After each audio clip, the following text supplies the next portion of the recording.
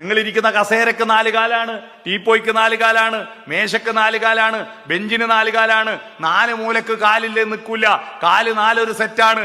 അപ്പൊ ഒരു കാല് 4-ൽ 1 4-ൽ 1 കണക്കിന്റെ ടീച്ചർ പഠിപ്പിച്ചത് 1/4. 1/4.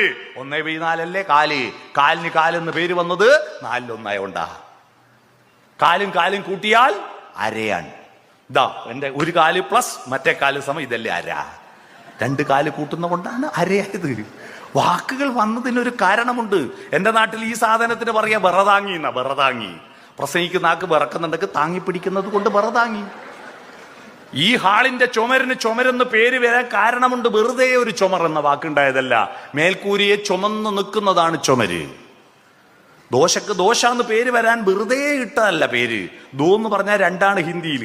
തട്ടിൽ ഒഴിക്കുമ്പോഴും മറച്ചിടുമ്പോ ദോശ അങ്ങനെയാണ്. അതാണ് ഇത്. ഞാനൊരു സ്കൂളിൽ പറഞ്ഞപ്പോൾ ഒരു പയ്യൻ എഴുന്നേറ്റ് ചോദിക്കുക, എന്നാ പൊറോട്ടക്ക് എങ്ങനെയാ പൊറോട്ട എന്ന് പേര്? പെട്ടെന്ന് ചോദിച്ചപ്പോൾ ഞാൻ പറഞ്ഞു, നല്ല പൊറോട്ടയാ, ഉയർത്തിപ്പിടിച്ചു നോക്കുക, അതിന്റെ 2 ഓട്ടയായോണ്ടാന്ന് പറഞ്ഞു. അല്ലേ? പുതപ്പിനെങ്ങനെ പുതപ്പ് എന്ന് പേര് വന്നു? നിങ്ങൾ പുതച്ചാ ഒന്ന് മറിഞ്ഞു കിടക്കുമ്പോൾ പുതപ്പങ്ങ് പോവും. തണുപ്പ് വരുമ്പോൾ ടോർച്ച് അടിച്ച് നോക്കുവോ? കൊതുകടിക്കുമ്പോൾ ലൈറ്റ് ഇട്ട് നോക്കുവോ?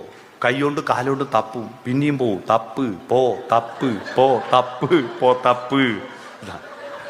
വാക്കുകൾ വെറുതെ ഉണ്ടാവുന്നില്ലെന്നർത്ഥം. Download ShareChat.